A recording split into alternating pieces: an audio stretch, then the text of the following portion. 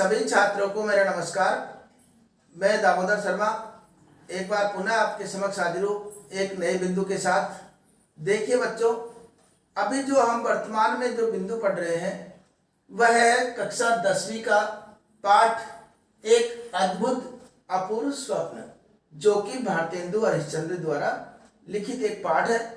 इसके अंतर्गत हमने भारतेंदु हरिश्चंद्र जी का परिचय जान लिया था। परिचय के उपरांत हमने उनके जो अमर होने के लिए या यश प्राप्ति के लिए जो जो प्रयत्न किए गए उन सब के बारे में भी हमने जाना। अंत में जाकर हमको पता है कि उन्होंने पाठशाला खोलने का निर्णय लिया और पाठशाला में धन किस प्रकार व्यवस्था की गई, इन सब की जानकारी हमने पिछले वीडियो में प्राप्त की। इसके अलावा कौन कौन से विद्यालय में शिक्षक रखे गए उन सब के बारे में भी हमने जाना। उनमें से कुछ शिक्षकों के बारे में आज हम जानकारी प्राप्त करेंगे। यदि आप पिछले वीडियो से वंचित हो तो निश्चित रूप से उनको भी देखना न भूलें। वैसे आपकी सुविधा के लिए मैं डिस्क्रिप्शन में उसका लिंक दे दूंगा, वहां जाकर के भी आप देख सकते हैं। इसके अलावा जो भी सामग्री यहाँ पर बोर्ड पे मेरे द्वारा लिखी जाती है उनको भी आप अपनी नोटबुक में उतारें, क्योंकि ये बहुत महत्वपूर्ण होती है, परीक्षा में बहुत काम आने वाली है। तो अब हम अपना विषय प्रारंभ करते हैं। तो हमने देखा कि पिछले वीडियो में देखा कि कुछ जो शिक्षक है इन्होंने जो प्रमुख शिक्षकों का वर्णन किया है, उसके अंतर्गत 3 शिक्षकों का हमने परिचय पढ़ लिया था, जैसे प्राणांतक प्रसाद, लुप्तलोचन तो आज पढ़ेंगे ही। तो इन लुप्तलोचन की क्या विशेषता रही है? लुप्तलोचन की जो विशेषता रही है, ये ज्योतिष के क्षेत्र में काफी विद्वान पंडित माने जाते हैं, उद्दंड पंडित माने जाते हैं और ज्योतिष विद्या का ज्ञान इनको भरपूर था। और एक बात और बता रखा कि ये सब बातें व्यंग्यात्मक रूप में प्रस्तुतिकरण हरिश्चंद्र द्वारा है। तो ज्योतिष विद्या में अति कुशल है। कुछ नवीन तारे भी गगन में जाकर ये ढूंढ लाए हैं, नवीन तारे गगन में ढूंढ आए और कितने ही नवीन ग्रंथों की इन्होंने रचना कर डाली। उनमें से एक जो ग्रंथ है यह है तामिश्र मकराले, ये इनका प्रमुख रचना है और प्रशंसनीय रचना है। यद्यपि इनको विशेष दृष्टि नहीं आती, परंतु इनकी आंखों में भलीभांति तारे इनकी आंखों में भलीभांति बैठ जाते हैं। ये इनकी विशेषता है। कौन की? लुप्तलोचन की। तो लुप्तलोचन कौन है? एक ज्योतिष के ज्ञाता है। ज्योतिष के ज्ञाता के साथ साथ ऐसे उद्दंड और विद्वान पंडित है। इन्होंने अनेक रचनाएं लिख डाली, यहाँ तक कि तारे तक की इन्होंने खोज कर डाली और यहाँ तक तारे गगन में जाकर ढूंढ लाए। और इसके अलावा इनकी जो प्रसिद्ध रचना है वो है तामिश्र मकराले। अगले जो अंतिम शिक्षक जो प्रमुख है वह है पंडित शील दावानल। पंडित शील दावानल ये नीति कुशल माने जाते हैं, नीति कुशल माने जाते हैं और ये बाल ब्रह्मचारी है। बचपन से ही इन्होंने ज्ञान देना चालू कर दिया, नीति का पाठ पढ़ाना चालू कर दिया। कई शिष्य इनसे लाभान्वित हुए। उन शिष्यों में से प्रमुख जो शिष्य रहे हैं उनमें से बाणासुर, वेणु, रावण, दुर्योधन, शिशुपाल और कंस नाम आपने सुने होंगे। ये किस क्षेत्र में प्रसिद्ध है? उन सब ने नीति की शिक्षा इनसे ही प्राप्त की थी। ये जितने भी महान लोग हुए ना, चाहे वो शिशुपाल हो, कंस हो, दुर्योधन हो, रावण हो, बाणासुर हो, ये सब शिक्षा प्राप्त करने के लिए इन्हीं की शरण में गए थे। कौन की शरण में? पंडित शील दावानल की शरण में। पंडित शील दावानल ने अपनी नीतिगत बातों से इनको ऐसा तैयार किया कि सारे जगत में प्रसिद्ध हो गए। आप भी जानते होंगे, दुर्योधन का नाम सुना होगा, रावण का भी सुना होगा, कंस का भी सुना होगा। ये सब प्रसिद्ध हो गए किनकी नीतिगत बातों को सुनकर के? पंडित शील दावानल की। इनके प्रमुख जो शिष्य थे ये है। आज भी यदि कोई काम पड़ता है अंग्रेजी सरकार को, न्याय व्यवस्था को, तो इनकी सलाह लेते हैं वो। ऐसे नीति कुशल कौन थे? पंडित शील दावानल। अब रही बात, अब विद्यालय में जैसे सभी की आदत होती है, सभी अपने विद्यालय में बुलाने के लिए अपने विद्यालय की विशेषताएं सबको बताते हैं। उन विशेषताओं में प्रमुख विशेषता बताने के लिए इन्होंने भी अपने विद्यालय की प्रमुख विशेषता बताने के लिए कुछ आह्वान किया विद्यालय के लिए। क्या आह्वान किया है कि हे सज्जनों, आपसे हमारी यही प्रार्थना है कि आप अपने लड़कों को यहाँ अवश्य भेजें। अब भेजे क्यों, उसके बारे में बता रहे हैं।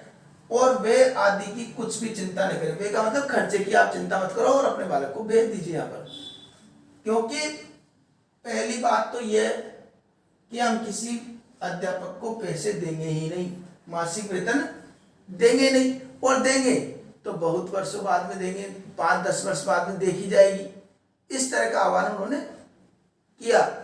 तो भारतेंदु हरिश्चंद्र का जो ये पाठ है, इसका संक्षिप्त सार अगर हम देखें तो पाएंगे कि भारतेंदु हरिश्चंद्र ने इस पाठ के माध्यम से ये बताया है कि इस संसार में प्रत्येक व्यक्ति यश और नाम के लिए प्रयास करता है, और प्रयास करते करते कोई इमारत बनाता है, कोई भवन बनाता है, कोई गुंबद बनाता है, कोई मंदिर बनाता है। इस तरह किसी न किसी प्रकार से अपने आप को प्रसिद्ध करना चाहता है। उसी श्रृंखला में भारतेंदु हरिश्चंद्र ने भी सोचा क्यों न मैं भी अपने नाम और प्रसिद्धि के लिए कुछ कार्य करूं।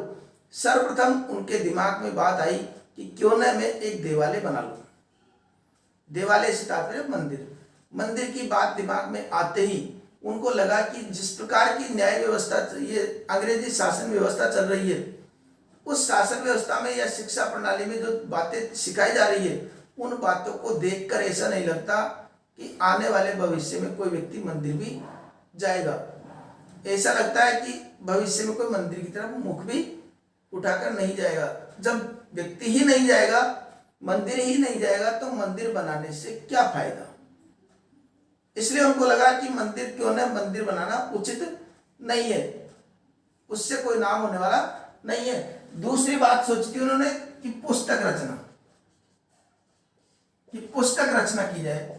ये भी बात उनके दिमाग में आई कि पुस्तक के माध्यम से भी कई लोग अपने आप को प्रसिद्ध कर लेते हैं, उनके मरने के बाद उनकी पुस्तकें चलती रहती है।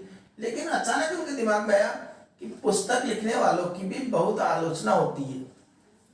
ये संसार में आलोचना, काटा चाटी ये ज्यादा चलती है, और कहीं ऐसा नहीं हो जाए कि मैं पुस्तक की रचना करूं और लोग उसकी आलोचना कर करके और यश की जगह अपयश बढ़ा दे, मेरा यश के स्थान पर अपयश फैला दे, अर्थात बदनाम कर दे, तो ये भी उचित नहीं लगेगा। इसलिए उन्होंने पुस्तक रचना का विचार भी त्याग दिया। अंत में जाकर के क्या विचार आया कि क्यों न एक पाठशाला खोली जाए। अब पाठशाला खोलने का निर्णय इनको बिल्कुल उचित प्रतीत हुआ। निर्णय तो उचित प्रतीत हो गया, लेकिन प्रश्न ये उठा कि पाठशाला खोलने के निर्णय से पाठशाला नहीं खुलती है। पाठशाला के लिए एक भवन चाहिए, जमीन चाहिए, मैदान चाहिए, शिक्षक भी चाहिए, और शिक्षक के साथ साथ उनको वेतन देने के लिए पैसे भी चाहिए। अब किस प्रकार के हथकंडे अपनाते हैं लोग, उसको उन्होंने व्यंग्य करते हुए अपने ऊपर लेते हुए कहा है कि उन्होंने इस विद्यालय के लिए, समाज सेवा के लिए एक विद्यालय की स्थापना की। इस प्रकार का प्रस्तुतिकरण सबके सामने किया, और इस प्रकार के प्रस्तुतिकरण में लोगों से आह्वान किया कि आप सब हमारी मदद कीजिए, निश्चित रूप से हम श्रेष्ठ विद्यालय की स्थापना करेंगे। और सबसे चंदा मांगा। चंदा लोगों ने दिया, बड़े उत्साह से दिया। इतना चंदा दे दिया कि जिनके पास कुछ पैसे नहीं थे, उनकी स्थिति यह हो गई कि पैसे में भवन भी तैयार हो गया।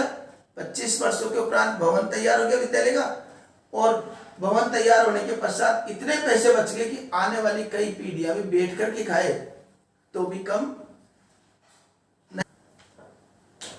अब विद्यालय खुल गया, अर्थात पाठशाला खुल गई। अब पाठशाला के लिए उनको उसके अंतर्गत शिक्षक चाहिए थे। शिक्षक के अंतर्गत उन्होंने कई शिक्षकों की नियुक्ति उसके अंतर्गत की। उनमें से कुछ प्रमुख शिक्षक जो थे, उनका वर्णन इन्होंने, उनकी विशेषता इस पाठ में बताई है। जैसे मुक्तमणि शास्त्री की विशेषता बताई कि भगवान इंद्र भी जिनको ढूंढते ढूंढते हार करके बैठ गए थे, वह मुक्तमणि शास्त्री इनको सहजता से प्राप्त हो गए। दूसरी पाखंड प्रिय, इनकी भी कुछ विशेषताएं उन्होंने बताई कि किस प्रकार ये कार्य करेंगे। और प्राणांतक प्रसाद ये प्राणांतक प्रसाद जो है ये औषधि के क्षेत्र में माने जाते हैं और इनके बारे में बताया कि इनकी दवा लेने के बाद में व्यक्ति सभी सांसारिक कष्टों से मुक्ति प्राप्त कर लेता है, स्वर्ग की प्राप्ति वो कर लेता है। यहाँ तक कि स्वर्ग में जाते जाते भी, शमशान में जाते जाते भी उनके गुणों को नहीं भूलता और उनके गुणों को याद रखता है कि आज उन्हीं की बदौलत मुझे सौभाग्य प्राप्त हुआ शमशान में आने का। लुप्तलोचन जिनके बारे में आज प्राप्त कर लिए हम जानकारी, पंडित शील दावानल, और ये विद्यालय में पढ़ने की कुछ आह्वान किया, ये सब बातें हमने पढ़ी है। यह हो गया पाठ का सार। सार के साथ साथ जो महत्वपूर्ण प्रश्न इसके बनते हैं वो मैं सब डिस्क्रिप्शन में देता हूँ, वह जाकर के आप अध्ययन कर सकते हैं। और चैनल को सब्सक्राइब नहीं किया तो चैनल को सब्सक्राइब अवश्य करें ताकि आने वाले वीडियो आपको समय पर प्राप्त हो सके। अब रही बात इसकी सप्रसंग व्याख्या, क्योंकि पद्यांश की सप्रसंग व्याख्या तो हमको पता है कि उसकी व्याख्या किस प्रकार करेंगे, मैंने खूब समझा दिया उसको। अब रही गद्यांश की व्याख्या में क्या परिवर्तन करना है, तो देखिए बच्चों, गद्यांश की व्याख्या के लिए हमको क्या करना है। गद्यांश में ज्यादा कुछ नहीं करना, वही बातें प्रसंग, जैसे उन्हें पद्यांश में प्रसंग लिखते थे वैसे हमको गद्यांश में प्रसंग लिखना है। तो यहाँ पर प्रस्तुत, अब वहां पर लिखते थे गद्यांश, यहां पर लिखेंगे, वहां पर पद्यांश लिखते थे, यहां पर लिखेंगे गद्यांश। प्रस्तुत गद्यांश हमारी पाठ्य पुस्तक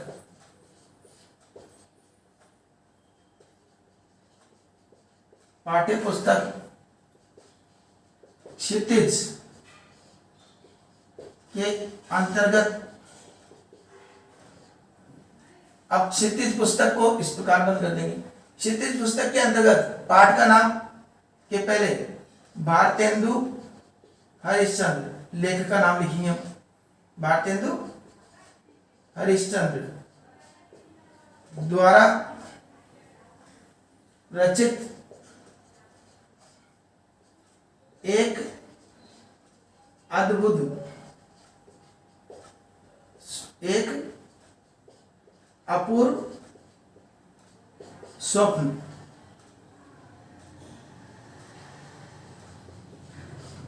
नामक शीर्षक से अवतरित है, शीर्षक से अवतरित है। आज इसमें आज की शिक्षा प्रणाली पर व्यंग्य किया गया है। इसके अंतर्गत अंग्रेजी शासन की शिक्षा प्रणाली पर व्यंग्य किया है। अब व्याख्या, इसको विस्तार से हमको जो भी गद्यांश सौंपे हल करने के लिए दे तो उसको हम विस्तार से उसकी व्याख्या कर देंगे। अब व्याख्या के बाद में प्रश्न आता है कि विशेष क्या लिखे, तो विशेष के लिए हमको ज्यादा कुछ नहीं, उसमें पद्यांशों में हम अलंकार लिखते हैं, अलंकार इसके अंतर्गत नहीं लिखना है। क्यों नहीं लिखना है? क्योंकि अलंकार काव्य की शोभा बढ़ाने वाले शब्द होते हैं, वो काव्य की शोभा बढ़ाते हैं, गद्यांश की शोभा नहीं बढ़ाते हैं। तो एक विशेष तो लिखेंगे, भाषा सरल, सुबोध व प्रवाह में है या बोधगम्य है। इसके अलावा एक बात और चली थी इसमें, व्यंग्यात्मक शैली,